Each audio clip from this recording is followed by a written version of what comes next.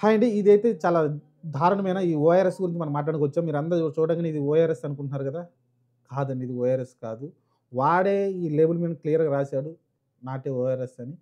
మరి ఓఆర్ఎస్ కాని దాన్ని మనకి ఓఆర్ఎస్ అని ఇన్ని రోజులు మనం తాగుతా ఉన్నాం దీన్నైతే. డాక్టర్లు సజెస్ట్ చేస్తున్నారు. మనకెప్పుడన్నా విరేచనలైతే నీరసంగా ఉందనుకుంటే మనకైతే ఈ ఓఆర్ఎస్సే సజెస్ట్ చేస్తా ఉంటారు. అలానే మనకి ఆరోగ్యం అంటే జ్వరం వచ్చినప్పుడు, నీరసంగా ఉన్నప్పుడు కూడా ఇదే సజెస్ట్ చేస్తా ఉంటారు. వాడు ఓ పక్కన ఇక్కడ ఓఆర్ఎస్ అని కాదని కింద చిన్న అక్షరాలతో రాసాడు. పైనేమో ఇక్కడ ఓఆర్ఎస్ అని పెద్ద అక్షరాలతోటి హైలైట్ చేశాడు. చూడు వైట్ అక్షరాలతోటి.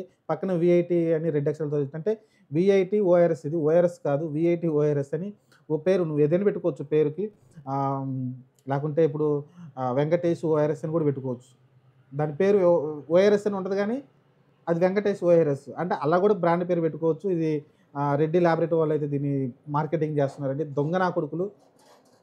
జనాల ఆరోగ్యాలైతే చెలగాటమాడుతున్నారు. దీన్ని అప్రూవల్ చేస్తున్న గవర్నమెంట్ కూడా చాలా తప్పండి. దీనైతే ఇమ్మీడియేట్‌గా అయితే బ్యాన్ చేయాలి. ఎందుకంటే ఇక్కడ క్లియర్‌గా రాసాడు. డయేరియా పేషెంట్ అంటే అతిసార వ్యాధితోటి బాధపడేవాళ్ళు దీన్ని తాగకూడదన్నారు.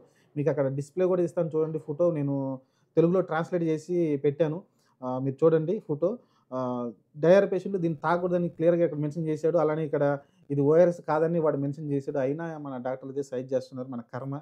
మన ఆరోగ్యం మన చేతుల్లోనే ఉంది. మనమే జాగ్రత్తగా ఉండాలి. ఇలాంటి మోసాల నుంచి మనల్ని ఎవడు కాపాడలేడు. ప్రపంచమంతా దొంగ నా కొడుకులతో నిండుంది. ఆహ్, ఇంక అంతకుమించి మనం ఏం చెప్పలేం. మనమే జాగ్రత్తగా ఉండాలి. దీనైతే మీ పిల్లలకైతే తాపొద్దండి.